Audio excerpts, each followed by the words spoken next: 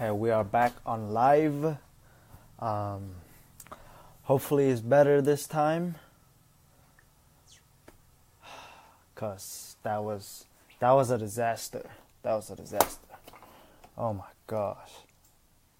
So I'm gonna invite her back, and hopefully there's nothing wrong with this.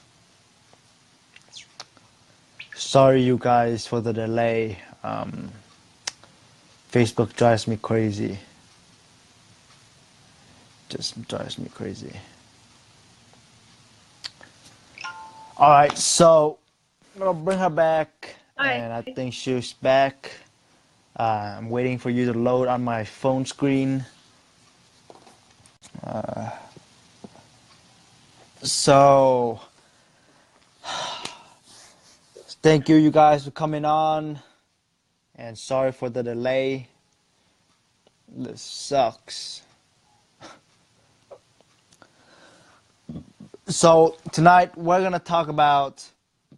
I'm inviting you, Ellen. You should be joining. Okay, there you are. Can you hear me? Yeah. All right, all right. We gotta make this a little. We gotta speed this up a little bit because my phone can die. But all right. Okay. So yeah, thank you for coming on again, and thank you guys for tuning in. And sorry about the delay. And we're gonna talk about books and how books can take your business to the next level, and how it can establish more credibility for you, and just makes your life easier. So, Alan, can just do a brief introduction of yourself again, and then tell people about why you are doing what you do and why you believe that books can help you build your business. Okay. Well, I'm a literary strategist and publishing expert. I've been doing this since 2004, and I got into it because I wanted to write a book. Hmm. So I set out to write my book, and I started doing the research and seeing what was out there and how people were doing this online, and there was very little out there. There was a book by Jim Edwards that is the Bible, and uh, and he and I ended up writing another book later called Sell More eBooks. And there was a course, one, I think it was like a an email course or something like that. Mm-hmm. And that's it. And so I just wrote my book, and I found it to be difficult for me to do it from a book. I really wanted a coach.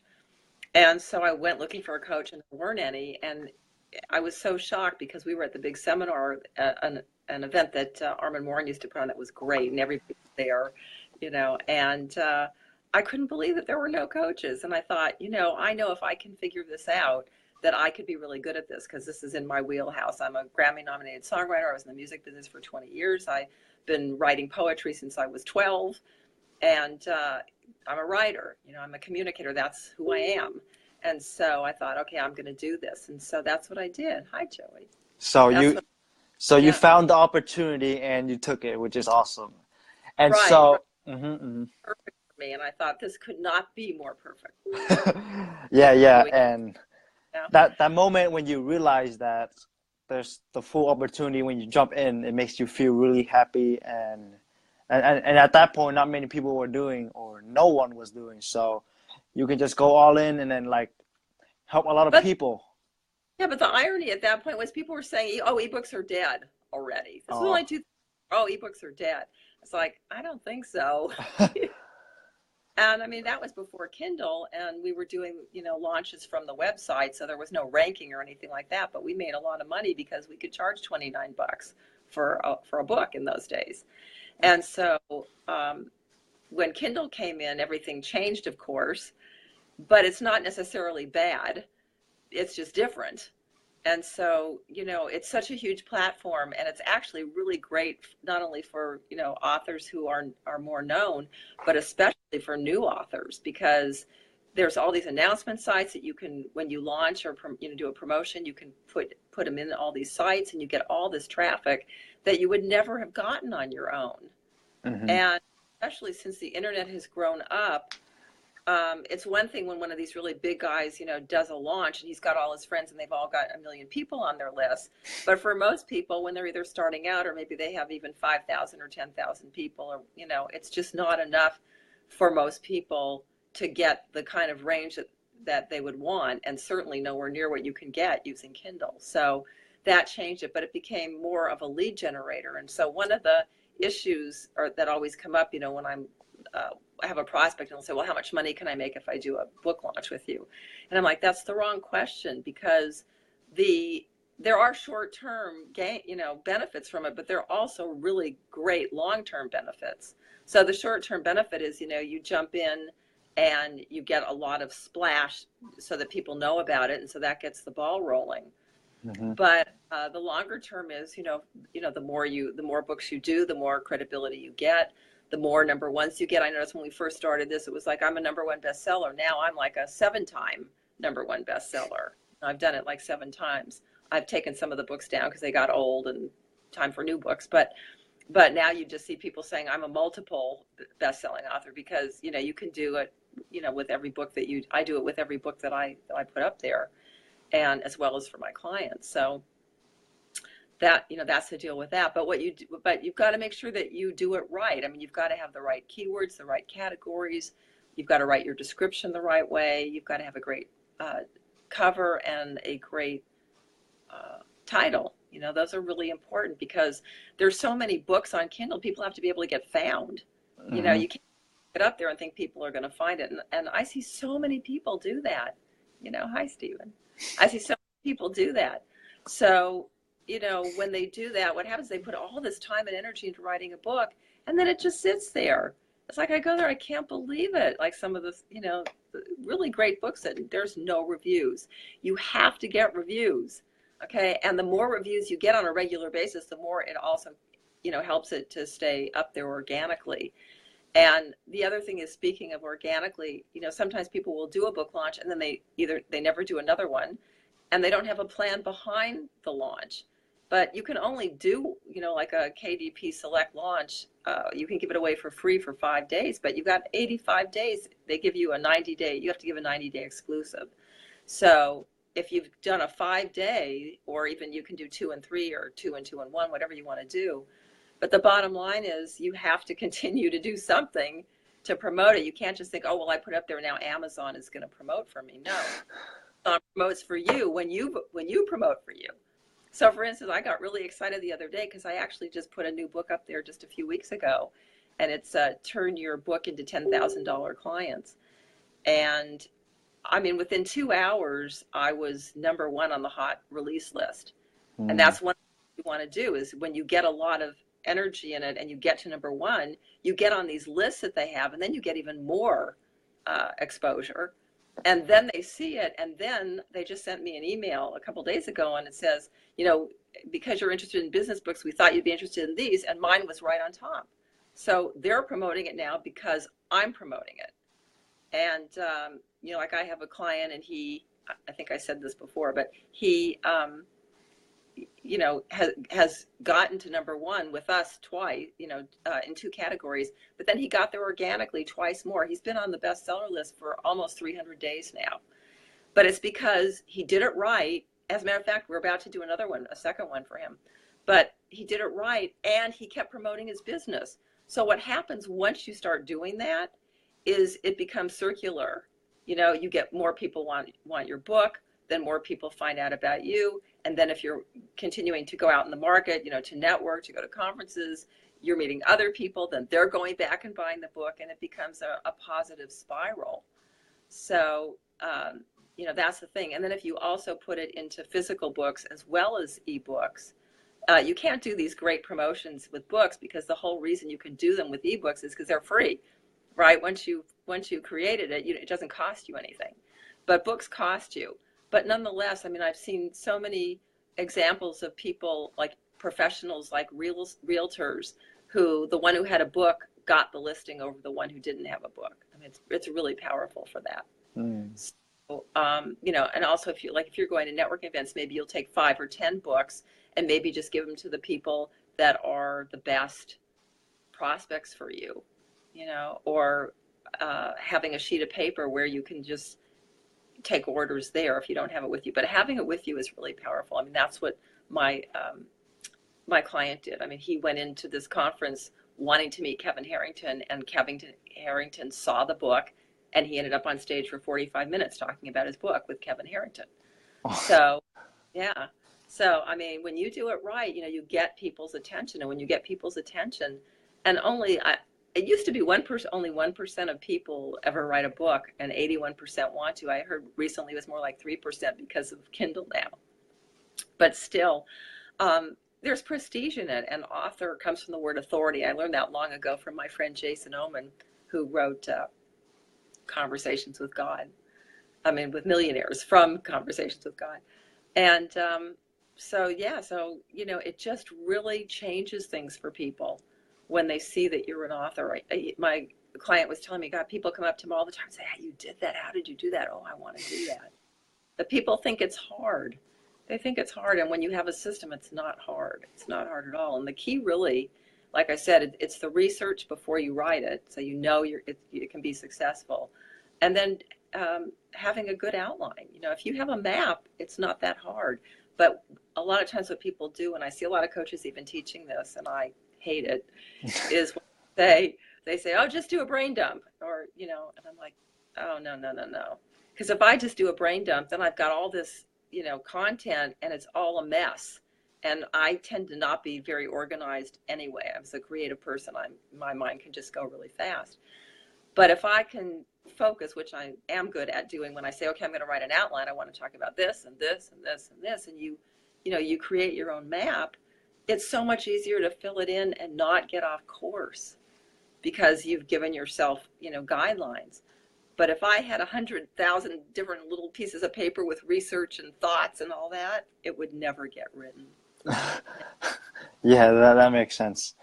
And so like when it comes to writing books, there's a lot of people that wants to write books, and I see a lot of repetitive information in there as well. It's like you take the same information from other books and then you put it in your own book, and then you make a lot, and you can sell a lot of those too. So, and what do you mean by best-selling book? Like, can you define what best-selling books mean? Like, what does that mean?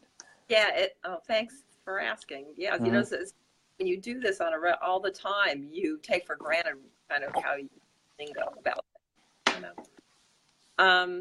Best-selling book means that there's ranking in Kindle, and number one is the best ranking you can have in all of Kindle.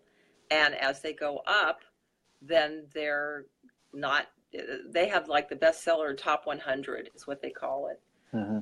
But what you really want to do is you want to get to number one, or you at least want to get to where whatever pages you were trying to rank on, that you're on that first page, because those are the majority of books get sold on those front pages for whatever term you're looking up. So, and what people don't understand is there's two rankings in Amazon. So one is the overall ranking for all of Amazon, and then there's the ranking for each category. And to be a number one bestseller, you don't have to get to number one in all of Amazon. Only one person can do that at a time. Yeah. But you have to get to number one in a category. Okay. And the thing about that is, again, the ranking changes every hour. So when you do a launch and you put a lot of energy and focus on it, it can be, I'm not going to say it's easy. It's super easy to get to number one because you have to know what you're doing. But a lot of times people do just luck into doing it right and they get to number one. But it's so funny because I had a client who was working with a VA, and she said to him, oh, I'm working with Ellen Violette and we're going to get my book to number one. And he was like, yeah, right. She said, no, we're going to make my book number one. And we did it. And that day, oh my God, we got to like 11:30 at night before it went to number one. And I usually do 2 days and she only did one. And I was like so afraid we weren't going to get there, but we got there just in the nick of time. But what she said to me was he didn't believe her because they had done a lot of launches with people that didn't get to number one. So now he wanted to know what my secrets were to getting to number one, and he and I started working together. So, people think it's really easy, and yeah, it's easy if you go into a category that has 4 books in it. But if you're serious and you really want this to work in a way that really promotes your business, then you're going to do it the right way, and you want to be in competitive categories. But that's what you want to do. You want to try to get to number one. And I have found that it's doable to get in the top 10 for fiction without having much of a list or having no list. But in fiction, it's very difficult to get to number one in a lot of the categories because so many of the fiction writers have built their own communities, and they're huge. And they have people who follow them, and every time they have a new book coming out, they have a built-in audience. And also, there's usually way fewer categories that you can put it in fiction. Whereas in nonfiction, I have found that I can usually find 3 to 5 categories that would work for a book. I just did a fiction book with a woman, and we could only go into 2 categories. There was nowhere else to go. So, so that's of course more difficult. But that's what I mean by number one ranking. And then once you've gotten it there, the idea is you just want to keep working to keep it as high up and visible as you can. As far as, and again, think of it. Yes, you want to make sales, but the biggest thing you want is you want people to hear your message. I hope. That's the thing, because for most people, the big money is on the back end. It's in coaching programs and membership sites and other things. So the purpose of having the best selling is not so you can sell really books for the money. It's for the lead generation, so they can go to your programs, your course, or whatever. And by reading the book, it will be much easier for them to buy into your course or whatever, because reading the book helps you understand and gives the author authority, like you said, Right. authority. You can't sell books. Okay, again, the more you market, the more books you can sell, but also the more books you write, the more books you're going to sell. Because one of the really cool things about Amazon is especially if you've got a bunch of books that are in the same niche, because when you put up a new book, and can you remember how you look down the page and it'll say people who bought this also bought these? Yeah. Okay, and it'll show your other books. Oh, wow. Do that. As a matter of fact, I once heard Jack Canfield speak, and he was saying that when he wrote when they wrote the first Chicken Soul, it took them a long time, over a year, I think, to make it a bestseller. But when he wrote The Success Principle, it took like a few weeks, I think it was. And what he said was that not because he was already known from the other book. That's first of all. And second of all, he said what happened was people who hadn't heard of Chicken Soup from the Soul, which is hard to believe, but there were people, bought his book, and then they went, oh, he's got this other book. So the sales of both books went up. And then other people who knew Chicken Soup from the Soul thought, oh, well, he's got another book. I'll check this one out. So your ability to sell goes up exponentially, and also your ability to charge for your courses. Terry Levine, who's one of the top business coaches, said that hers went up. She was able to raise her prices 20 times after writing. And Perry Marshall has said, he saw it go up 5 times. And so, I mean, it definitely goes up. It gives you more authority. Very few people ever write a book. 81% want to. And so people do look up to you. I mean, my client was saying every time he goes out now and he's got his book under his arm, and he's flashing it around, and people are like, wow, you wrote a book. And I know, people that are in our community, a lot of times they're jaded and think, oh, everybody's writing a book. But no, everybody's not writing a book. That's number one. And like you said, when you try to game the system, people eventually find out. They do. And that doesn't have the authority of somebody who's actually writing books that matter. And I'll tell you something, as a matter of fact, and I learned this very early on because I had a mentor, and I remember somebody asked a question about they wanted a recommendation for a book in a certain niche. And I had just read something in that niche, and I recommended this guy, who shall remain nameless. And he said, oh, well, you want to be careful with his books because he doesn't write all of them. And what he was saying was that the quality was not uniform on all his books. That some of them were good and some of them weren't. And the reason was he didn't write them all. And so that's another thing I just want to say to people. If you are not comfortable writing a book, you can talk your book. Okay. And that's a lot easier for some people, because if you're the type of person that's always trying to edit while you're writing, it can be very slow.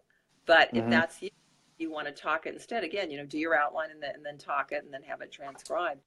But and I've also written another book where it was interviews, and the book is just the interviews. I mean, it's just, that's it. It's the scripts. So there are lots of different ways to do it. The main thing is that you're getting good information for people, to people, and it's information they want, and they know that it's authentic, and they know that it's original, and that you didn't steal it from somebody else. I think probably the hardest thing, I think, to write these days is a book on how to do a book launch on Kindle, because it really is a step-by-step, and from everything I've seen, everybody's pretty much saying the same thing, which is one of the reasons I haven't written one on that. I don't know if I will or not, but maybe, write one and put it on my just on my website. I don't know, just as a freebie. But, yeah, I mean, people are going to find out, and you have to live with yourself. And that's really my message to people about that. So when it comes to writing books, at what stage would you say that people should start thinking about writing their book? Like at what point in their business? Well, that was the first thing I did. So that was, yeah.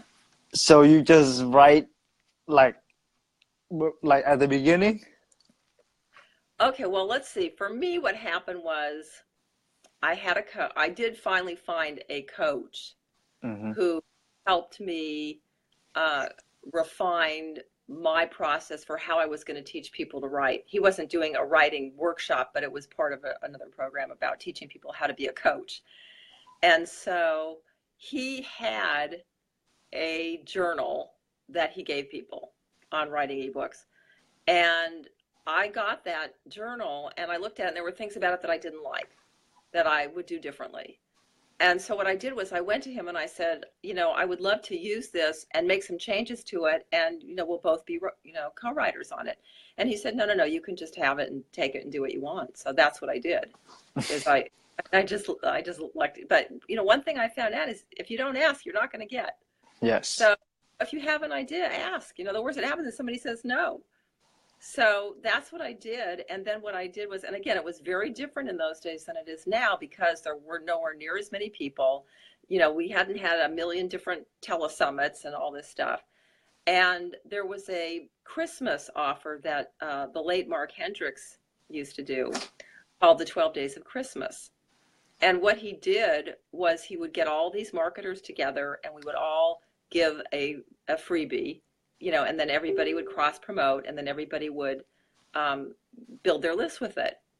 And so what I did was I had that book, and so I created a 2-part teleseminar based on the book on how to write an ebook. It's called The Truth About Ebooks. I still have it, and because that doesn't change how to write a book. And so what I did was I gave the journal for free. And then I invited the people who had opted into my list to this free 2-part teleseminar. It was like 90 minutes each, so I had like 180 minutes. I mean, that was a lot for a freebie. But again, it was showing that I know my stuff, showing my value, because I had nothing. I was just starting. And I got a couple of people into my first 3 days to ebook cash workshop, and it was sort of a disaster. At first I was disappointed because I only had a couple of people. When it was over, I was grateful I only had a couple of people because I learned a lot. But I mean, I gave them a lot of good material, but when it was all over, somebody said to me, but I still don't get how to write it. I was like, well, I thought I told you how to write it. And I'm like, no, you told me how to, do the research and target markets and, all that, write a title on that, but I still don't get how to write it. So I went back to the drawing board and figured out a process for that, and then started teaching it again. And then I just kept raising the price until I finally got where I was, comfortable. And like I said, I've done it 30 times now over the years, and I've taught people all over the world. And I've had people, write an ebook over the weekend and be making money on Monday morning. And then I've had other people take months to finish. So, everybody's different. But the point was, and then people said to me, oh, well, okay, I got the book. Now I need to market it. So then I put together a marketing course. And I didn't know everything that I wanted to teach it, that I thought should go into a marketing course at that point. But what I did was I took the parts that I knew and I did those. And then the parts that I didn't know, I got other people to come on and be guest speakers. And I had Mari Smith, who today is a the Facebook guru, but in those days she was teaching email marketing. And I had Paul Colligan, who's the podcast guy. And he talked in those days, he was talking about affiliate marketing. So there were a few things that I had other people. And that was it. And then I did expos, and I built my list with expos, and, just went from there. And, that's how I did it. But so I did it right out of the gate, because here's the thing, like we were just saying before, I used it as a lead generator. I wrote the book, used it as a lead generator. Now, there are other people who I've seen on Facebook say, oh, no, you don't want to start with a book. You want to start with your coaching program because you can make money faster. Well, you can make money faster if, if you can prove to people that you're, expert enough that they want to pay you, if you can get enough, visibility, if you know how to make sales. I mean, there's a lot of things that go into, oh, yeah, just get some coaching clients. And I remember people saying that when I first started. I was like, oh, well, instead of selling 1,000 of something at $10, why not sell, a $10,000 program? Well, it took me over 10 years before I had the knowledge and the confidence and the understanding to feel like I could sell a $10,000 program. Yeah. Maybe I'm slow, I don't know. But it took, and I heard John Assaraf once say, you're an expert. It doesn't mean you can't teach people stuff. But it can take time to really, build a coaching program. But I started doing individual after that first workshop, and then the second workshop. I started doing individual coaching, and I was charging like $2,500, in those days to do that for a program. But for a lot of people, I think writing the book, first of all, helps them to understand what it is that they're trying to teach. In other words, like, I'll talk to coaches who don't have a book, and they'll say, well, I don't know what I would put in a book. And I would say, well, what do you teach people when you're teaching one-on-one? And they'll tell me, oh, I do this and I do this. I'm like, well, that's your book. That's your book, But if they're just starting out, maybe they don't have a program yet, then it's like, well, do some free coaching and write the book. And now, you can take the book and then you can add to it. So you can have a free book and a paying book, or you can just have a free book. There are so many different strategies, and I think that's one of the things that gets people confused, is they're just not sure where to start. They're not sure what to do. So when I talk to people, I just talk to them, see where they're at, see what's going to work the best for them the fastest, and go from there. But one of the things that you can do that I've seen people do is you do have to give an exclusive when you're just doing a launch, if you're going to do it in KDP. But down the road, you can take it out of there, and then you can make, you can, and I've even seen people give it for free on their website and still sell it on Kindle. Like, there are people, who do. So there are lots of different things that you can do, but I think it's really just the choices that get people, overwhelmed. But hey, as far as I'm concerned, any time is a good time to write a book. Definitely. At least you're writing, right? It's just by writing, you're already different from like most people. And yeah, the one thing that did happen to me that I really want to caution people about, so they don't do what I did, which was when I got on the internet, I knew I wanted to write books. That was my original plan. Well, what happened was I started making so much money coaching, and I'm a learner, lifetime learner. I think we all are. And so I kept learning new things and then wanting to teach new things and all this kind of stuff. And I woke up a decade later and I hadn't written a book in a long time. And I certainly hadn't done what I set out to do, which was have a whole lot of books, a whole lot of audio programs. And I didn't do that. So all of a sudden I'm on Kindle and I go, my God, I haven't released a book since 2013. Where did 4 years go? So I just released one like 3 weeks ago. Turn your book into $10,000 clients. And I have an anthology book that we're just looking for collaborators now for a Christmas release. And now I've just made it more of a priority because, first of all, as you get older, like, you're young, you got plenty of time. But as you get older, maybe, and I've seen even younger guys say this, they get tired of traveling. They don't want to do that as much. Or, they get older and maybe somebody becomes a caretaker, or you just don't have the energy you had, or you get burned out. It's like doing the same thing over and over and over. You want new challenges. You want to do different things. Every book is a new challenge because you can talk about something new, and you can even go into different niches if you want. So for me, it's become more of a priority to get more books out there on a more regular basis, because with 13 years behind me, I have so much material that is not out there. I mean, it's out there. People want to buy a course if they want to spend, $500 or more. But, and I have a few, low ones, like $97 or whatever. But just to be able to, get that connection to me and understand what I know and what I can teach, you need those books. You need them. And really... so, and when you say like, oh, if you're like a consultant and like you said, just write your book about what you teach, right? And how would you tell people? And some people are like scared of like giving too much information. So when they think about that dilemma, how would you answer that to them? How would you That's a tell great them? question. Yeah. Yeah. I think when people are starting out, they all pretty much have that fear that they're going to give too much. What I found, this was amazing to me at first, but I found that I could talk about, for instance, title writing, just for an example. I could talk about title writing for hours, seriously. And I would say 90% of people still couldn't write a good title. I could tell them all day long how to do it, and they can't. And the reason is like we're all, first of all, partly is we're all just wired differently. I mean, that's something I'm good at. I'm not good at creating websites. People that I go to, I do the basics with optimized press, and then I say, make this pretty. But I know that I have a limit. I can go so far, and that's it. I'm not going to go any farther. And there are other people where they'll look at a title, and for instance, they'll say, how to make money in real estate. Well, how to make money in real estate is the most generic title you could ever have in real estate. So you're not going to stand out if that's the title. But they're thinking, well, that's what it is.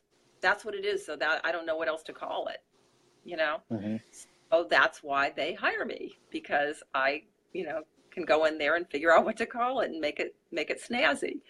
But so I think the more that you teach, first of all, the more that you'll see that not everybody can do what you can do. That's number one. And number two is that you do have to, though, take that into consideration. I mean, you don't want to give all of your tricks away in your book, for sure. Yes. You don't. Yep. So, there's a few ways to do it. I remember when I did the marketing book, which was my first book that I did on my own. I actually created the course first, and then I extracted the book out of it. And that was a lot easier because, as I said, I had guest speakers, so I didn't have all the information until I had done the course. That was part of it. But, and again, I've done it both ways. I had a client who came to me and he had a book, but the way his mind worked, it was so technical.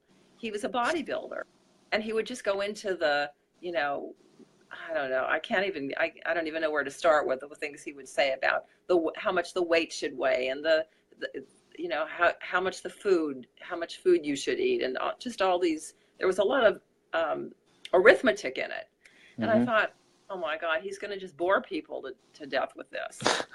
And so I said to him, look, I said, in this situation, you need a prequel. You need a prequel. You need a book. You want to reach consumers, you need a book that everybody can more relate to. And so I said, let's just do a prequel. Let's do it in an interview style, so I can just ask you questions and you can talk, and you don't have time to think about it and make it so complicated that nobody can read it. And so he said, okay, when do you want to do that? I said, let's do it now. He goes, now? I go, yeah, let's do it now. He said, okay. So that's what we did. We just sat there and we did it. And because it was a prequel, it was short, and we did it in like half an hour. He had a book. I mean, he had a prequel to his other book. And so a lot of times what happens is people get stuck in their head, like, oh, this is going to be hard, or, oh, it's involved, or, oh, I don't know what to put in it, or all that. But really, a lot of times, as I said, like when you just talk it out, you know what you know. You just don't know that you know what you know, or you think it should be different than what you know. But I think over time you get more over time you get more savvy as to what's really juicy and what is giving away too much and all that. But I will tell you this, if you write a book and you don't give anything that's juicy, you're going to get lousy reviews. And if you get lousy reviews, people aren't going to buy the book, and it gives you a bad reputation. So you want to make sure that you're giving some good stuff in there that people Mm-hmm. can use, like, so that they feel like, wow, if this is what I'm getting for free, what am I going to get later? But you can always add things like, let's say you write a book, but now you add videos that go deeper into the same topics. That's how you make it better, more in-depth information in the book, or in a home study program where you add checklists and you add, maybe quizzes, or, whatever it is, interviews, whatever. But if you can't go deeper in your subject than what you put in the book, either that's a problem for the book, or you don't know enough, one of the two. Mm-hmm.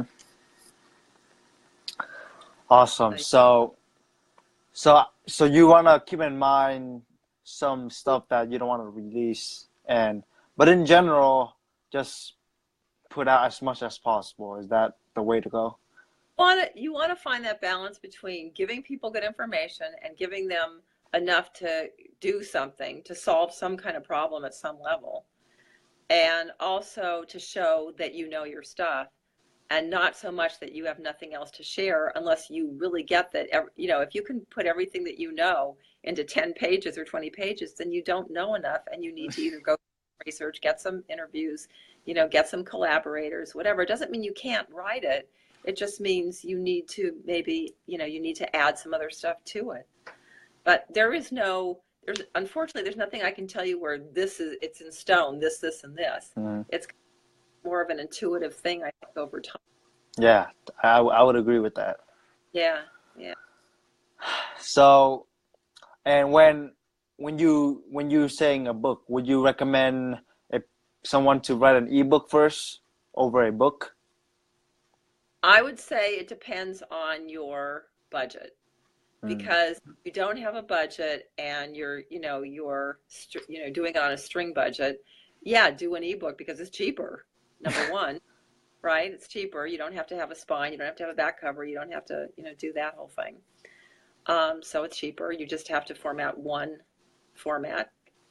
And, you really don't want a lot of stuff in ebooks, like graphics and color and all that stuff too. So all that goes out the window. So that makes it cheaper as well. And then the other thing is, like I said, you've got all these promotional tools that you can use in Amazon with an ebook that are not available with a book, because books cost you money. You can't just give them away, where you can give away digital. So if you can only do one, definitely do that. Okay. And then, but if you can do both, you want to have both, because number one, especially if you're going to networking meetings, if you're going to conferences, as I was saying, carrying it with you, let people see it, give some away, that sort of thing. But also, there's Matchbook in Amazon. So if somebody goes to buy your book and you've got both you've got the PDF and you've got the EPUB, then you can use Matchbook. And what Matchbook does is it says, okay, if you're buying the book, would you like to get the Kindle version as well? And then what people can do is they can either give it for free with it as a courtesy, okay, or they can sell it for 99 cents. And that's sort of the psychology behind, I don't know where you are, if you have Bed Bath & Beyond. You know about Bed Bath & Beyond? I've heard of them, but I don't know if they're here. The Bed Bath, it's this huge store, Mm-hmm. okay, franchise. And what they do is, when you go to Bed Bath & Beyond, when you go to check out, they've got all these tchotchkes, I call them, at the front of the store, and they're all under $5. Why do they do that? Because think of this, if millions of people are buying stuff from them every day, and now each one of them adds a $5, additional item, they've added millions of dollars to their bottom line. Definitely. Okay? So that's what they're saying with Matchbook. You can charge 99 cents for Kindle, and a lot of people are going to say, oh, well, I just spent $14.97 or whatever for the book. For another 99 cents, I can get it now. I can start reading it now. Yeah. And who doesn't love instant gratification, right? Yep. So that's the deal with that. On the other hand, some people go, no, I just really want to, give it as a courtesy, especially in the beginning. Maybe they just want to make it free and just do that. So you can do it either way, but that's the whole thing is if you can only do one, do ebooks. If you can do both, do both. Yeah, unless your whole business is offline. I mean, if your whole business is offline, then you need to do a physical book. Or you're going to have to just make up a little sheet and sell the ebooks at your live events, which is not as cool because, again, instant gratification. They like having it in their hand. And so, especially if for online businesses, you would recommend them to create an ebook like ASAP, so that way, because I see it with a lot of people are doing this, and they create some ebook and they start to grow their email list by giving away the ebook for free. Absolutely, yeah. People like free ebooks. Yeah, so give me your email and I'll give you my free book, and then I'll just pitch you the next time. But I'll tell you something else. I also really like free reports. I like special reports because special reports, you can give some really detailed information about something and make it much shorter, and people will still give you their email. So, so that works too. But there is something to be said for the ebook. It really depends. If you're going to do a special report, it has to be really good information. It has to have a really catchy title. But since I know how to do that, that works for me. So, Awesome. But yeah, because I'm, part of the thing is people also, they say size doesn't matter or size does matter. Well, with ebooks, it is true that people go, oh, wow, they're giving this ebook away and it's 200 pages. That really means something. Whereas if you've got an ebook that's 20 pages or 30 pages and you're giving it away, but if you call it a special report and it's 20 or 30 pages, that's a long special report, right? Mm-hmm. So, like with my latest book, I mean, it's only like 30 pages. It's actually a short. It's the first short that I've done, but I did it because I had very specific information I wanted to get out to people. And I knew that I could keep writing and writing and writing, but I thought, well, I'll save that for maybe, a later one or a home study course or something else. But I had that already. And so I thought, okay, well, I'm just going to do this. But usually I've got a ton of special reports that are 25, 30 pages. I have one on Canva, how to use Canva. That's fun. And it's 25 pages. So again, very specific information that teaches you how to do something very specific. Awesome. And so books, I'm definitely going to write some in the future, but I don't think right now is the right time for me to write books, but definitely going to look into that because I feel like I have a lot of information and value to contribute because again, everybody's unique. They have their own story, and yeah, so I would like to write my own book in the future. But right now, it would be better for me to just start off with an ebook, I would say, because my business is online and I don't really have offline businesses. Yeah. It's so funny that you said that though, because I got an email from Linda Hollander recently. She's the sponsorship lady. She teaches people how to do sponsorships. I'm actually in her program. Mm-hmm. And I got an email and it said, now isn't the right time. Do it anyway. I love that. That's just great. So, when people say, well, it's not the right time. So, I mean, after everything we just said, why is it not the right time? Is it not the right time?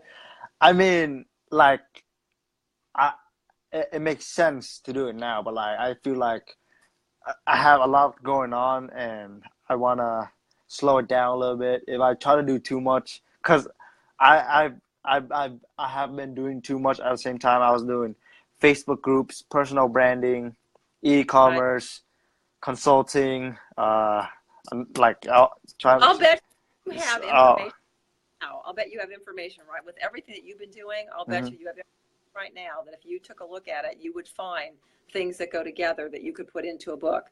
I mean, even interviews. Look, you're doing an interview with me. You could take several interviews that dovetail together around a certain topic, or like, let's just say it was a book on internet marketing, for instance. I mean, that's very general, but I'm just for, Mm-hmm. you know, like, and you said, okay, well, I've got this interview with Ellen, I've got this interview with this one and that one and the other one. Okay, I could take 8 interviews and I've got a book, Yeah. right? I mean, that's the whole thing. You see, people always think writing a book, oh my God, I have to write it, and then it's this whole big thing and all this. And that's what I'm saying. This book that I just did, it started out as a podcast. And all of a sudden, and the podcast wasn't going well. I was trying to get this ready. Everybody who's on my list knows I keep saying, oh, it's coming, and it's not coming yet.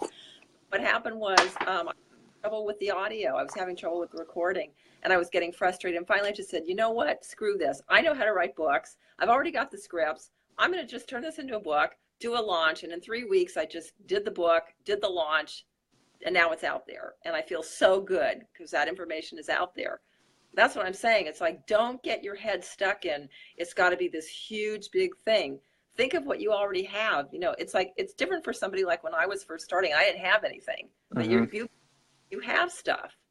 So I know that you have stuff because that's what I did. When I did my book, let's see, it's Real Easy eBooks, 8 Ways to Write or Repurpose Content into a Bestseller.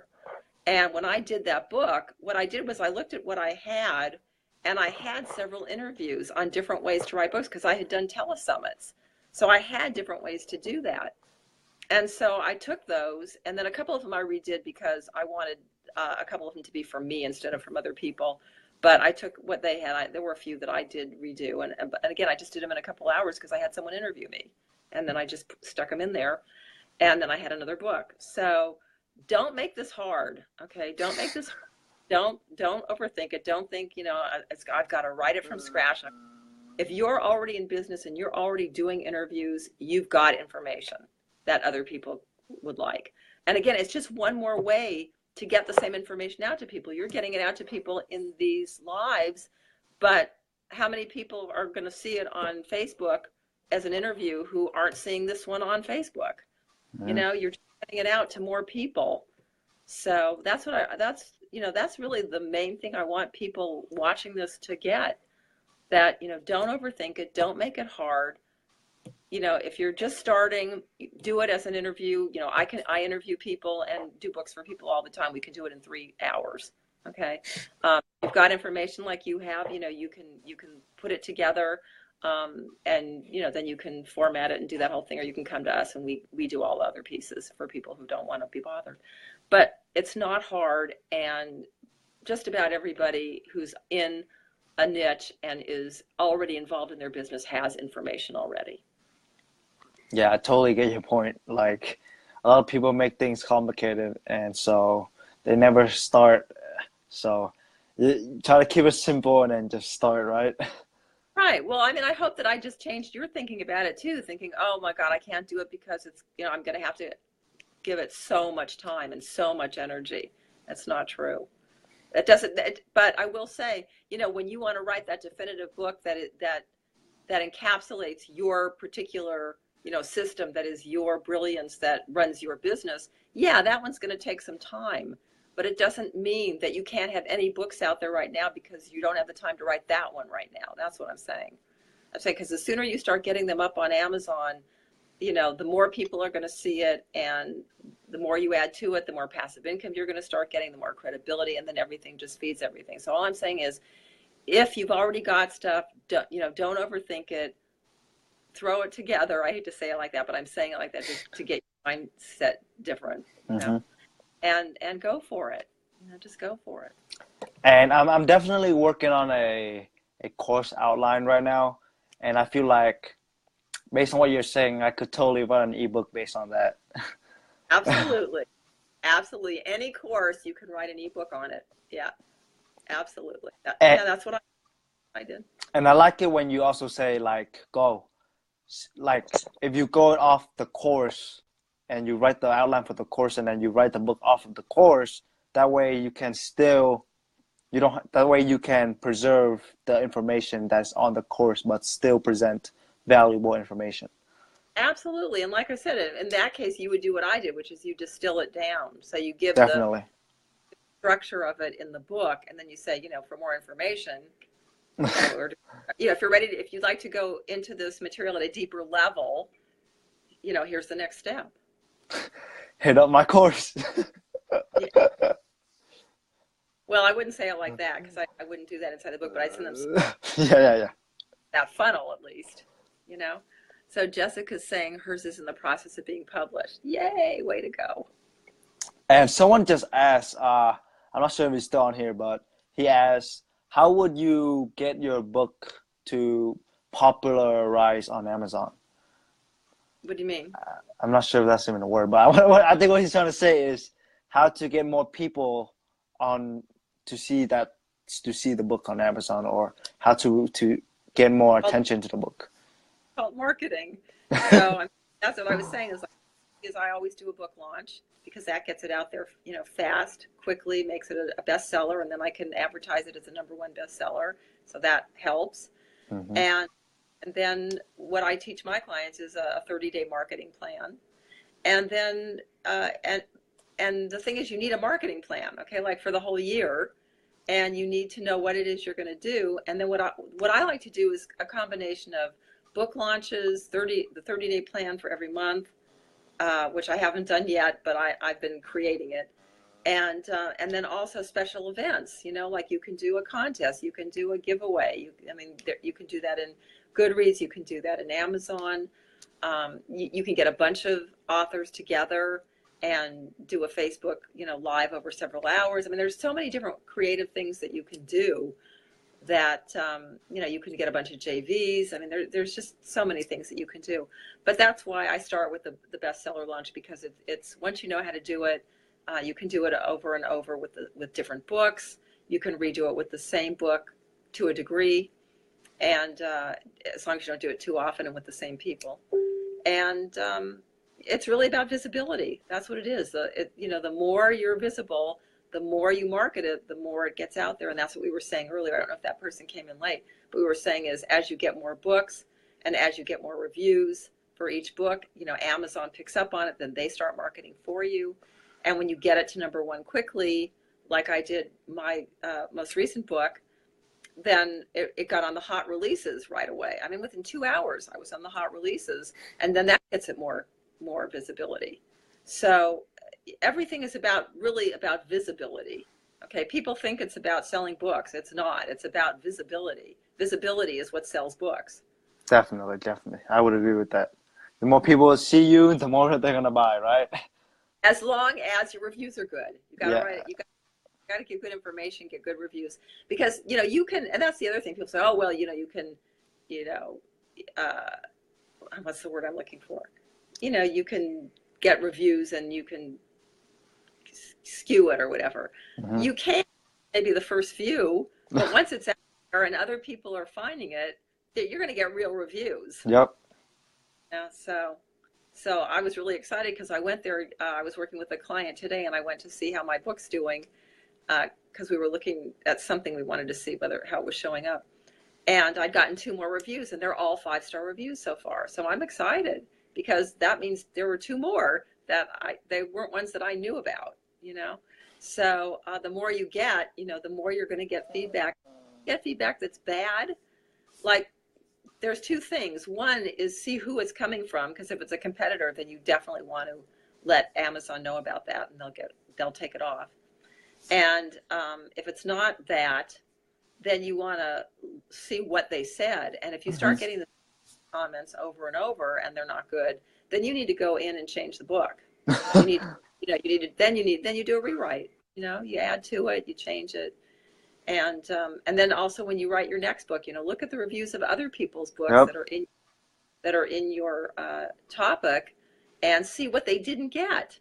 Somebody says, because she didn't talk about, I don't know. I wrote this book on moving. It was the very first book that I wrote. I've never put it up on Amazon. Maybe one of these days I will. But I had gotten a woman who was a veterinarian to write about pets, moving pets. And we had a falling out and we couldn't agree, and she pulled her patient. So then I didn't have that. So let's say I up there and it didn't have that section, and I started getting a bunch of people saying, well, I'm moving, but there's nothing in there about pets, right? Well, then you might want to, if you were writing one, go and write one that had pets in it, right? So I'm giving people what they want. So, I mean, it's a really great place to see what people want, what they don't want, what's selling, what isn't selling. And then just, looking at the competition to make sure that what you're doing is different than what they're doing. So I once was working with a chiropractor, and he'd written a book on healing back pain naturally. Mm-hmm. And he'd already written it when he came to me. And so we went and I saw this other book, and I said, this sounds just like your book. Oh, no. He's like the main guy in this field, and his book does this, this, and this, and mine's completely different. Mine does, whatever his does. I said, well, I would never know that from your title. I would never know that yours was different. And if he's the guy, I'm going to buy his book. So, that's the whole thing too, is like, you've got to make sure that you can let people know how your book is different. And you've got to do that in your subtitle. Usually, you go into more detail there. But, and that's the other thing that I was saying, like a lot of times, I can talk about titles all day long and people still don't do it right because they get it in their mind, a certain thing, and they can't see anything else. Mm-hmm. Like, you can see that his book was not communicating the difference and why people would want his book. Awesome. So when you want to revise your book and everything, you want to look at the negative reviews from other books and you learn from them. And that's another way that I learn as well, especially for my e-commerce business. I would go and read other people's negative feedback, and I would just take that into consideration and try to not make that mistake. Right. Yeah, that's it's great. It's all, I mean, all that research is done for you. It's right out there. Yep. Yeah. So awesome. Yeah, I think this has been a while now. Is there any last thing that you want to cover? I don't think so. I think we pretty much covered. I mean, the main thing, like I said, is just, don't make it harder than it has to be. Look at what you already have.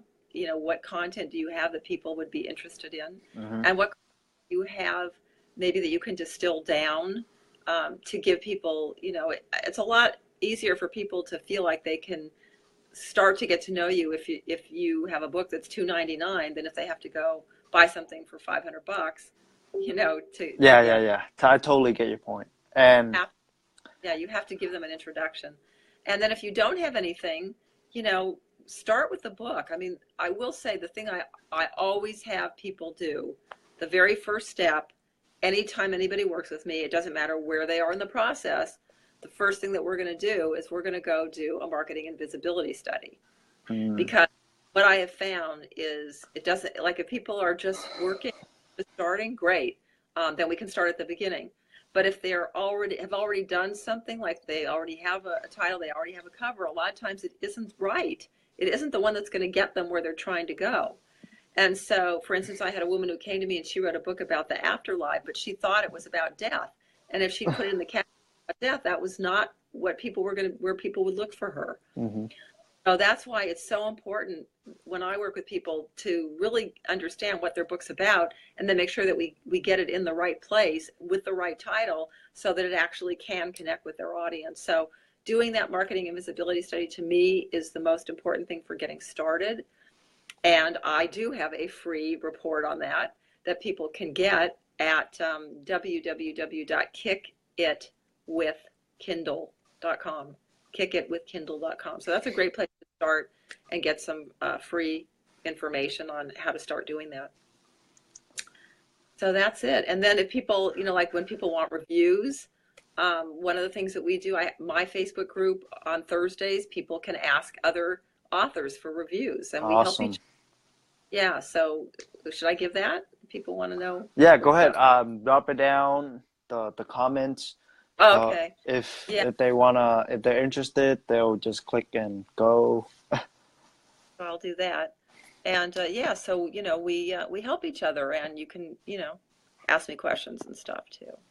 Yes, awesome. So I'm definitely gonna write my ebook soon after I finalize my course outline. And Awesome. it's gonna be awesome because now I feel like it's much easier. So based on Uh, what you say, to create the course outline and then distill it down into the ebook, and oh, it'll make me feel well, much better. that's great. Oh, well, good. Then my work is done here. So thank you, and there's a lot of other valuable information that you shared as well that I'm sure some people on here will appreciate. And so You know, finding the thing to make a slash to put my my group in here. I'm not finding a slash before. I don't know how to deal with that. I guess I'll have to do it on your page after I get off, but it's facebook.com/groups / spread your message, change your life. Yeah, Spread your message, change your life. yeah, you can just go on your computer and then paste the link in. Yeah. That's fine. So guys, thank you for coming on and watching. I hope you were able to find some of this valuable, because I did. And you definitely should write a book. And like she said, keep it simple and don't think that it's another whole world for you, because it's really important that people get a quick understanding of who you are, and that's the one of the best ways through writing a book. It doesn't have to be like a 500-page book, 30-page Right. books. I mean, at least you have something. As long as you have something, people will give you more. You will have more authority and you have more credibility when it comes to your business, whatever you're trying to sell. So, I'm in your page. yeah. So if there's nothing else, I'm gonna end it now. So thank you for coming on. Thank you so much for having me. This has Yeah, been great. Great questions. So thank you, thank you. thank you. Yes, thank you for coming on and sharing your knowledge about books. I've definitely learned a lot. That makes my day. Yep, yep. All right, so you hope you guys have a nice night, and I'll see you guys soon. And thank you again, Ellen, for coming on and spending your time to talk. My pleasure. Okay, I'm gonna end it now. I'll see you guys Bye. soon. Bye bye.